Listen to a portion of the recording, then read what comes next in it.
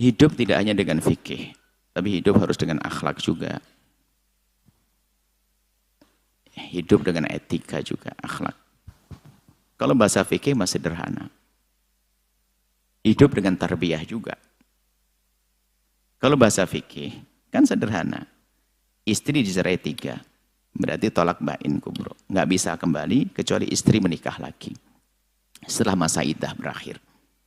Masa iddah berakhir, nikah lagi dengan laki-laki baru. Terbohongi menurut dia.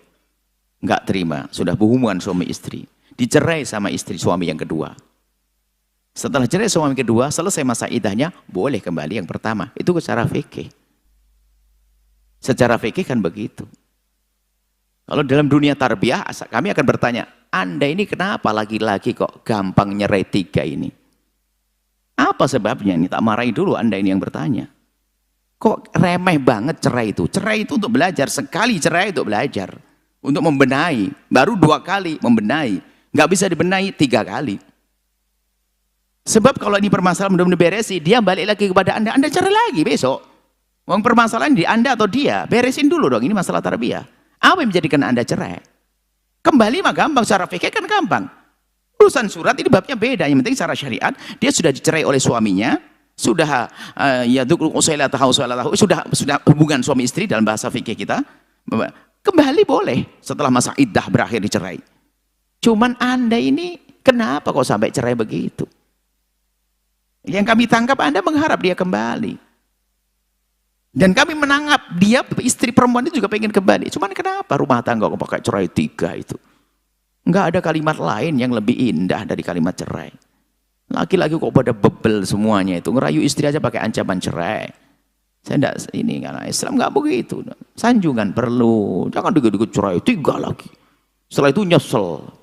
Ya? 3 nyesel. Punya anak 3 lagi. Astagfirullah. Nah ini justru ini cambuk yang harus saya berikan pada Anda. Sebab caranya dulu apa? Beresin dulu, jangan rujuk-rujuk dulu. Kalau rujuk, cuman bedanya ini rujuk yang sekarang ini Anda harus akad baru lagi, kayak pengantin baru, 2 saksi dan sebagainya. Tapi kalau rujuk di masa iddah tolak 1, 2, langsung rojak tuki, aku kembali kepadamu, wahai ya sayangku, jadi begitulah. Itu sah. Tapi kalau sudah terpisah begitu, ini harus pakai akad baru nanti. Ya seperti itu. Jadi fokus Buya bukan masalah fikihnya. Fikih masih sederhana beres. Karena dia sudah menikah lagi. Kemudian setelah dicerai. Kemudian juga pertimbangan Anda itu bukan hanya karena dia berbohong dan sebagainya. Kalau ternyata suami yang kedua itu baik. Biarpun Anda jadi istri kedua, kalau baik, mencukupi, nggak pernah ini. Ya nggak usah Anda kembali kepada suami yang kasar itu. Atau yang ini. Jadi keindahan itu bisa Anda cari-cari melalui dengan kesenangan hati Anda sendiri. Nah, artinya pertimbangannya seperti itu. Kalau malah suami saya kedua kan berbohong lah. Ya. Tinggal bagaimana menata itu untuk memaafkan. Mungkin bukan berbohong, hanya tidak ngasih tahu Anda saja kan. Atau waktu itu Anda terlalu menggebu-gebu sehingga dia belum bisa ngomong, sudah Anda iyai kan begitu. Ini bisa saja laki-laki berani menikah lagi itu kadang-kadang karena beraninya perempuan untuk nantang. Saya salahkan juga Anda ini. Saya pengen nasihati semuanya. Jadi Anda melangkah harus pasti, berpikir, merenung seperti itu.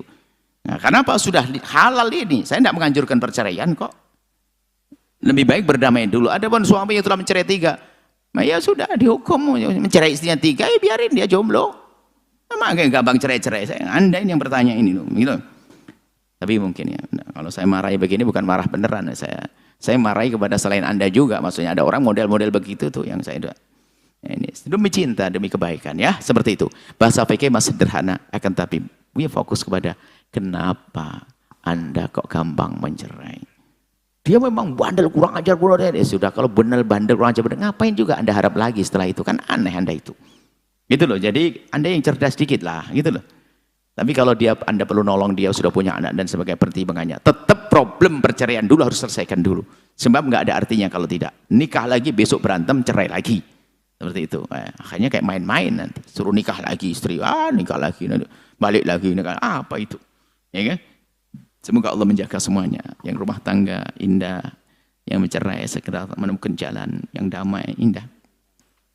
Tidak ada dendam, tidak dendam, tidak ada permusuhan dan yang lainnya. Wallahu a'lam bishawab. Setelah Anda menyaksikan video ini, jangan lupa berselawat kepada baginda Nabi Muhammad sallallahu alaihi wa alihi wa sahbihi wasallam.